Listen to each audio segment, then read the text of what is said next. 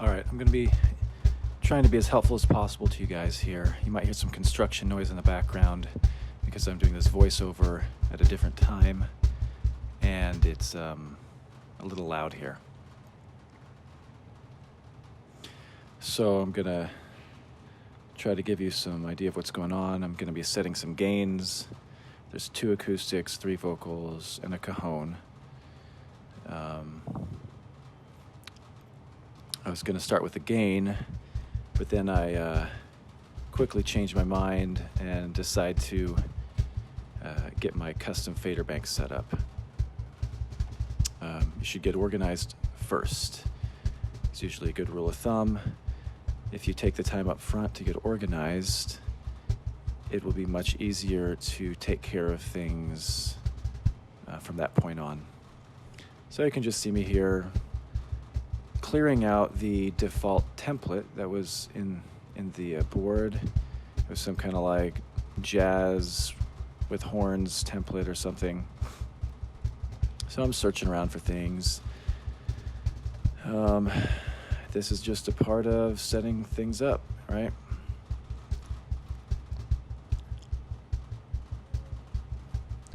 So my goal here is that I'm trying to place things in a way that's going to be quick and easy for me to get to them, where I don't have a lot to distract me as music is happening. Ideally, you don't have to think too much during the mixing process. You want to be musical. You do all your thinking ahead of time, basically.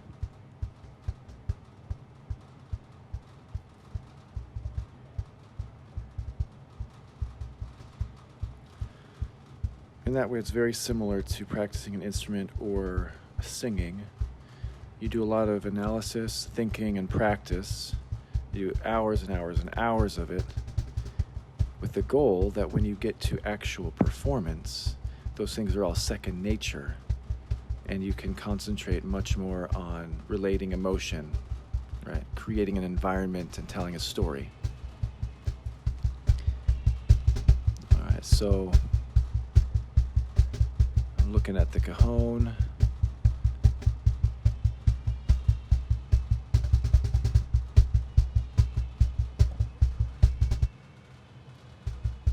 And what am I doing here? I'm trying to figure out the panning on something and I'm not seeing it.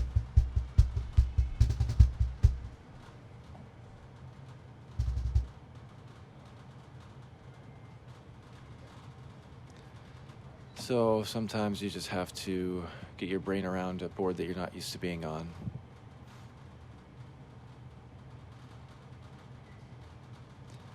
I'm pretty sure I figured out here in a second why I was seeing the pan different in 2 different places.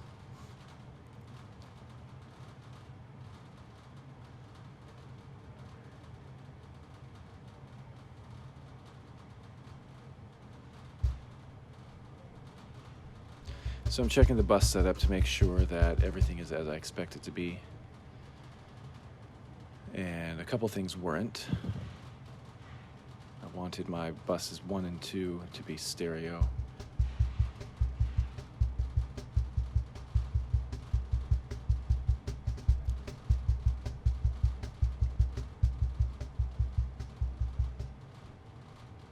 And I'm also checking, right now I'm doing checks on all my recording outputs and things as well. Going to the hard disk recorder just to make sure that when the board got reset, that patching didn't get messed up.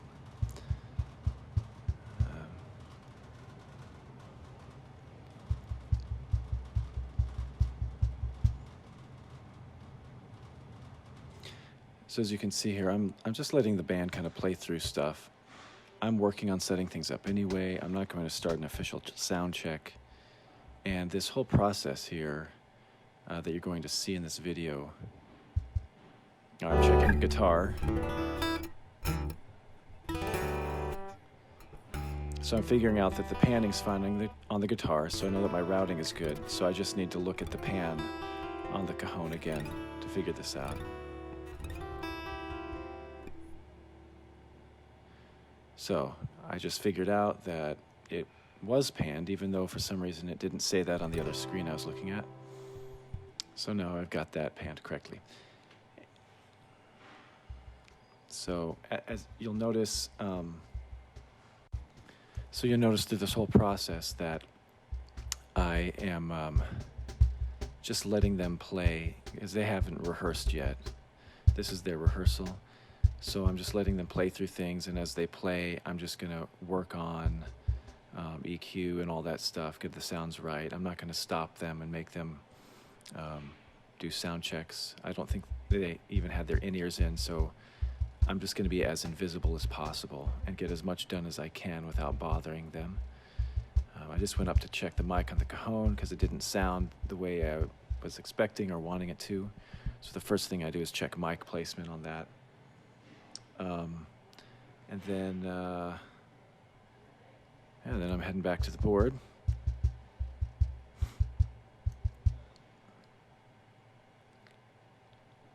So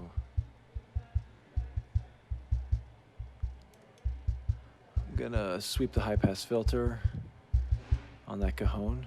I'm gonna sweep it until I start losing stuff that I want to hear, and then bring it back.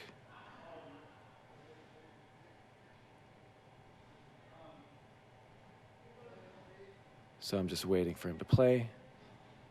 Again, when you do sound checks this way, okay, so you can hear that. All right, so I think I've got what I want in the low end. Now I'm gonna sweep that low mid and hear where I see where that low body is in that. Cut some low mids to take out some of the boxiness, even though the cone is literally a box. Now I'm boosting in to get a little bit of attack on the high end. I also had to talk to the drummer about how he was hitting the cone later. I was able to address, he was hitting the bass part of it too hard. And the sound of it actually improved quite a bit later when I talked to him about that.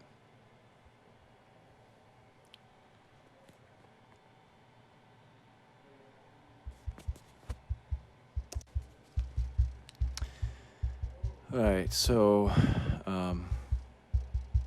again, just fine tuning. You can, looking for the ugliness.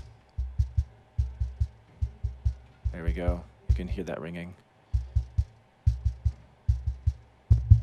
Cleans it up a lot. But yeah, when I talked to the drummer about how he was hitting it,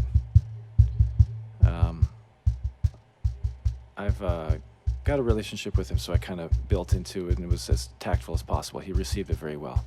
So right now I'm looking at the compressors. I'm actually making sure they're not engaged, that they're not on, because I want to get everything sounding as good as possible before I start going to compression. We go gain, get that set up. We go EQ, get that set up. Okay, I'm switching over to the acoustic. So the compression is one of the last things. Panning is later as well. So I'm not hearing what I'm expecting to hear.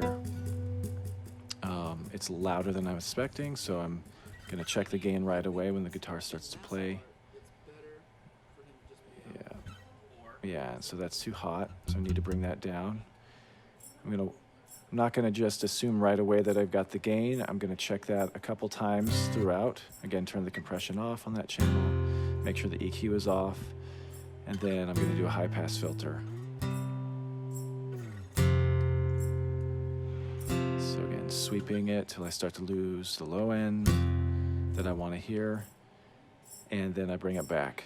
When I'm doing an acoustic set, the acoustic guitars will have a lot more low end than they would in a full band setting. And that's because they are carrying everything. So you want a full body guitar sound as much as possible without being too boomy. You want a nice full sound. And the quality of the guitar is really going to determine here how full and nice of a sound you can get. So you can see I have that guitar pretty, I'm leaving pretty much everything in there. The roll off is starting at like 80 hertz or so, which is about where the low E on a guitar is. So really all I'm doing is cutting out low end rumble and body and hit, or like when you hit the body with your hand and stuff like that. So those low thumps. All right, so now I'm looking for mid frequencies that might be masking the sound. So when you find those, you definitely want to take them out, but you don't want to take out too much because then you'll lose all the power and fullness of the guitar. Okay, so just enough to unmask it, but not enough to rob it of its power. And then this guitar particularly sounds pretty good with the pickup it's got, so I don't have to do too much typically. But I was hearing a slight aggressiveness up in the upper mids that I was just taking a little bit out of.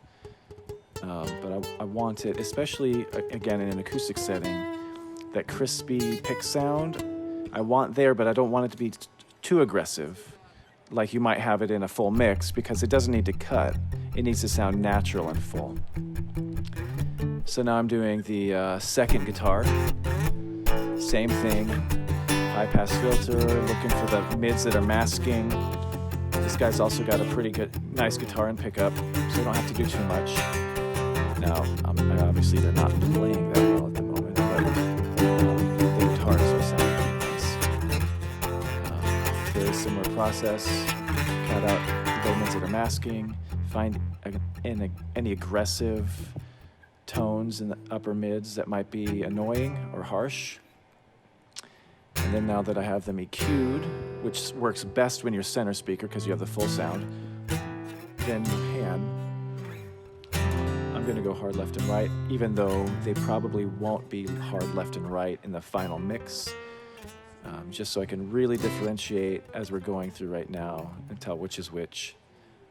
I think I probably ended up with them somewhere like 2/3 of the way panned left and right, something like that.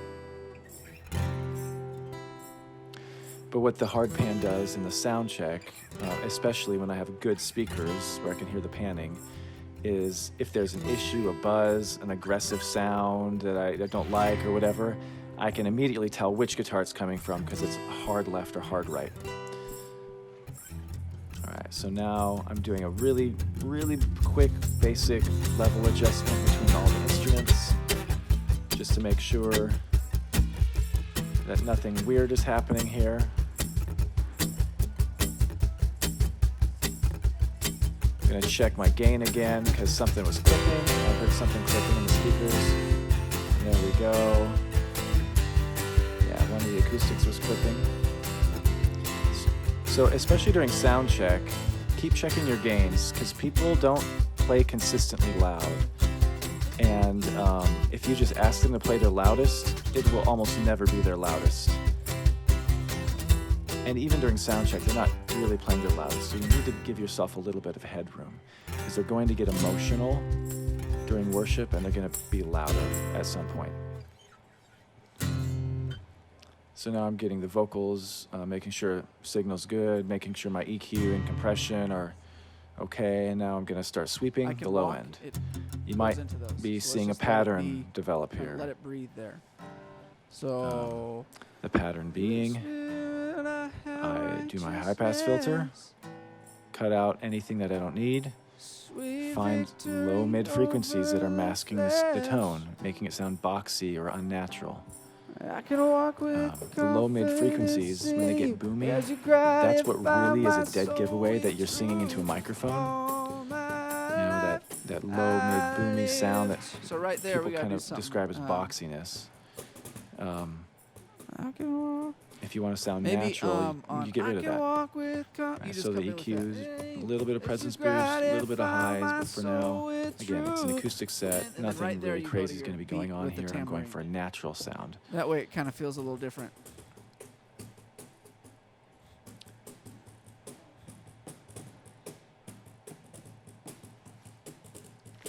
So now I'm just bringing up some reverb, seeing what that sounds like. There it is. It's a kind of a weird sound in reverb, so I'm gonna, it's on that jazz template, so I'm gonna go through and adjust that. All All right. So let's. And it was a delay reverb, which explains why it was not what I was expecting. It wasn't just a reverb. Delay reverbs can be really useful if you've got to have a lot of effects. Oh, which part? But you know, in general, they're a little too complicated. You don't necessarily want it on every song. So, for the sake of mixing things quickly on the fly, I usually don't go with a delay reverb combo. I'll do a delay reverb separate. So now I'm going to bring that up. All right. So let's try this again. Here we go from the top. I'm going to send the guitars to it. 4.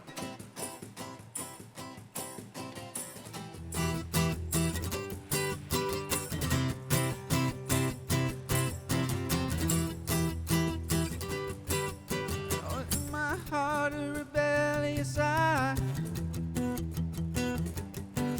conflicting with the spirit's desire to keep my heart in. So right there, yeah, that's right. Keep my heart in step with you, so I do not do. Maybe do this on the 1. Hit the bass and the tambourine. Keep my heart in step. All right, so right now I think I'm still just adjusting reverb levels, maybe. Not entirely sure.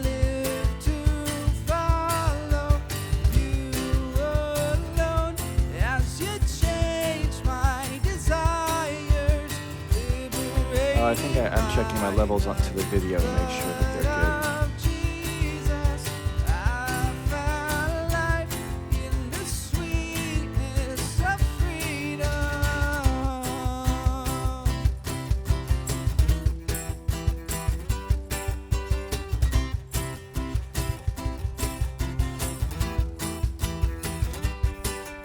Only you have the power to break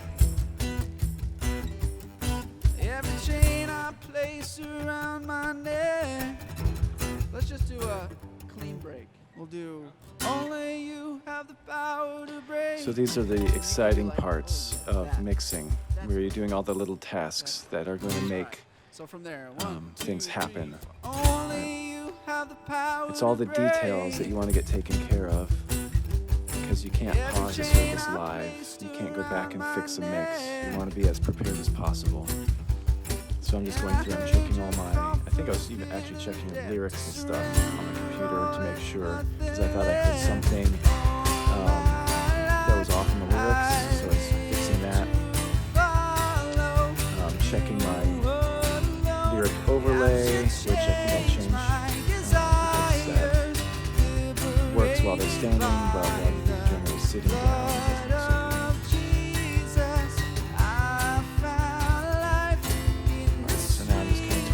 look so good. I'm not crazy about the chords they're playing on the guitars right here, but that's not my job. So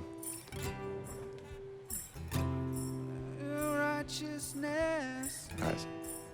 So I'm checking the delay, making sure that it's what I'm expecting to hear.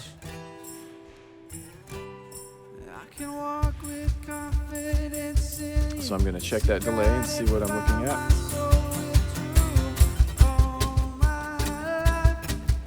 And it's not a delay, it's another reverb.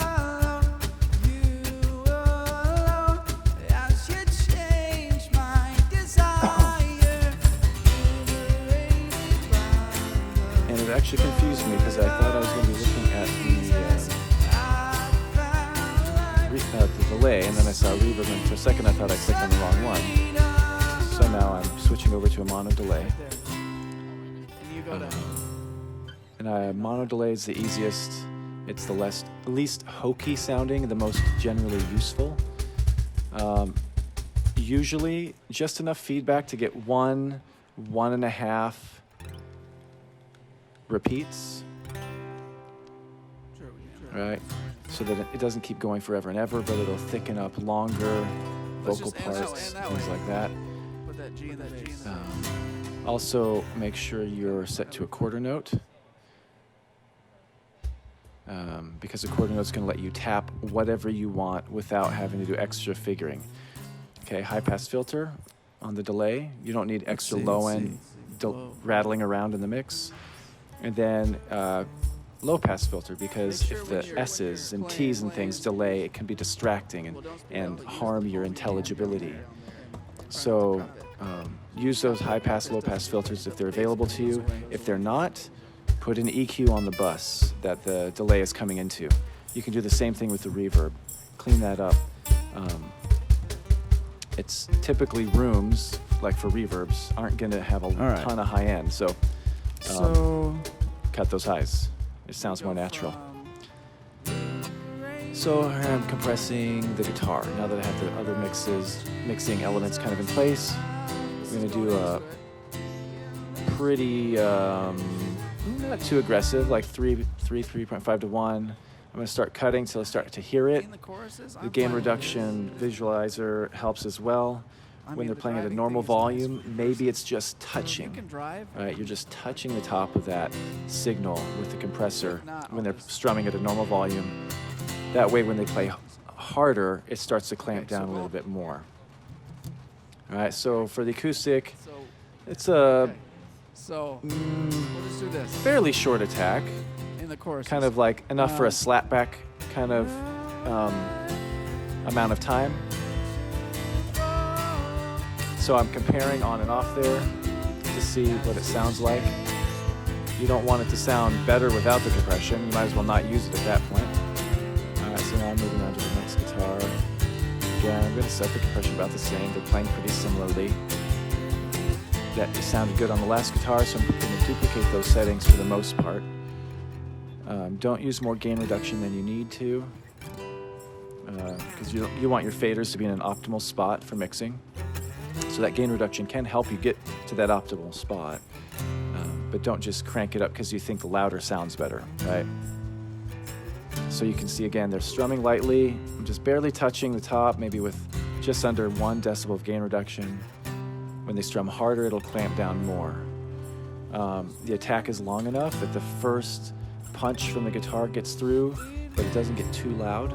Yeah, you do that. Right? If you make the attack too short, the guitar sounds kind of unnatural and squashed. Oh.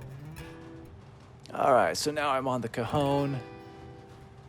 I'm going to start setting that up.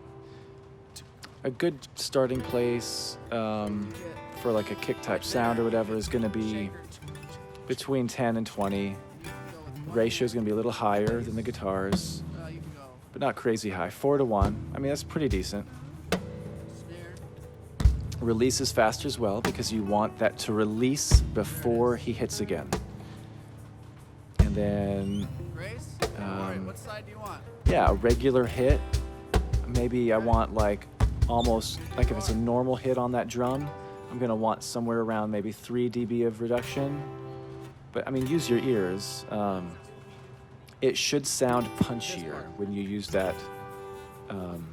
That's distracting. It should sound punchier when you apply the compression, not less punchy. Yeah, Okay. right into it. So it'd go. Liberated by the blood of Jesus, I found life in the sweetness. So I'm just double checking. I wasn't hearing as much low end as I wanted, so I'm moving that high pass filter down. And you grab the shaker. I'm gonna go back to the compression, just double check. So you're gonna go back and forth. None of these settings exists on their own.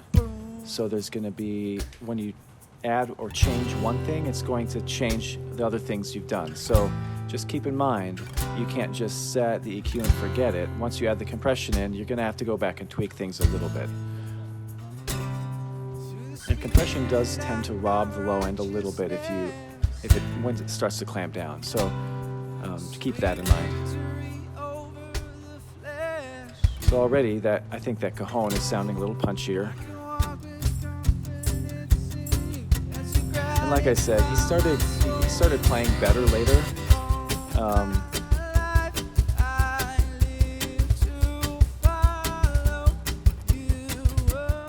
Yeah, well, I mean, whatever you think of the quality of the playing at the moment, I think the guitars are sounding okay.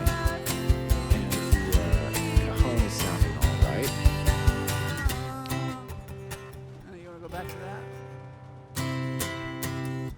How about I'll play and you can just play a little something at the end and that'll be done. Actually, no, we just end it.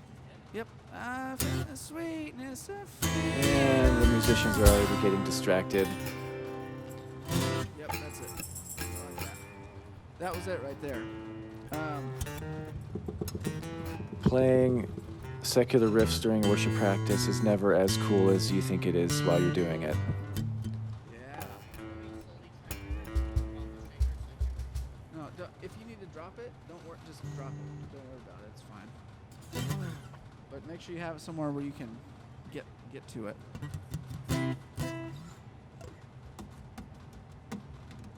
So perhaps easier, but perhaps not. You can decide. So you're keeping more of a tempo with your right hand and doing your left hand on the snare. I find it easier to do it the other way. Kind of really use both. So right now the worship pastor is trying to address some issues with the cajon because he knows something's off, but he hasn't really been watching, so he's not quite sure what's going on. But I find I can play less. And you can like use your finger.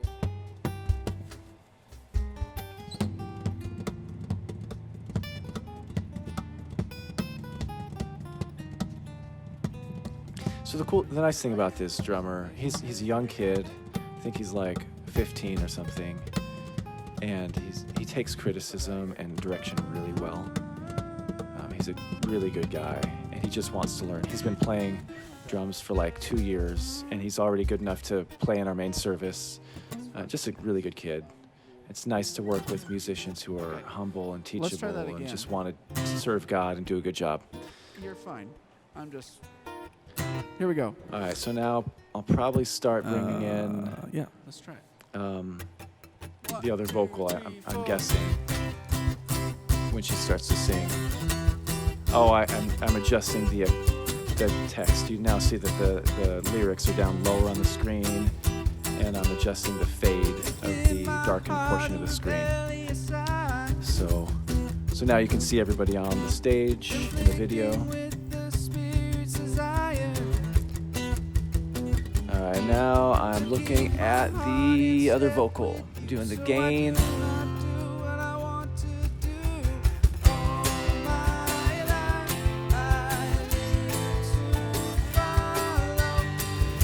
And gain structure is another thing where you definitely want to use your meters, especially modern meters. They're designed pretty well. Like this one makes it really easy to know where the sweet spot is for the gain. But you also need to use your ears. If it's sounding thin, you might want to check your gain. Maybe you're not pushing the preamps hard enough. Obviously, if it's sounding distorted, check it because you're probably pushing too hard. So right now I'm just waiting for her to sing again so I can double check that gain.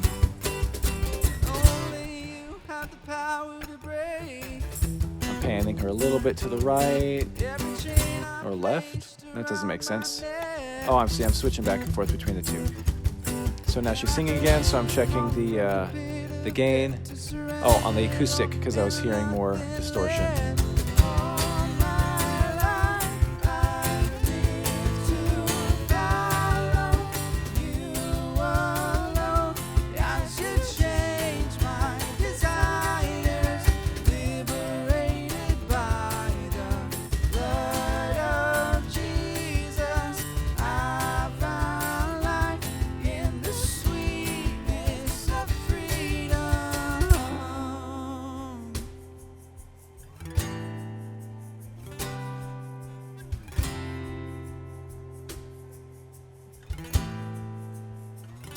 So I'm kind of messing with my effects right now.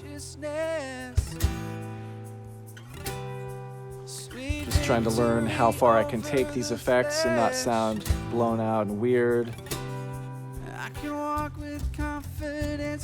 So except for that last vocalist, I'm pretty much ready to mix the band as it is right now.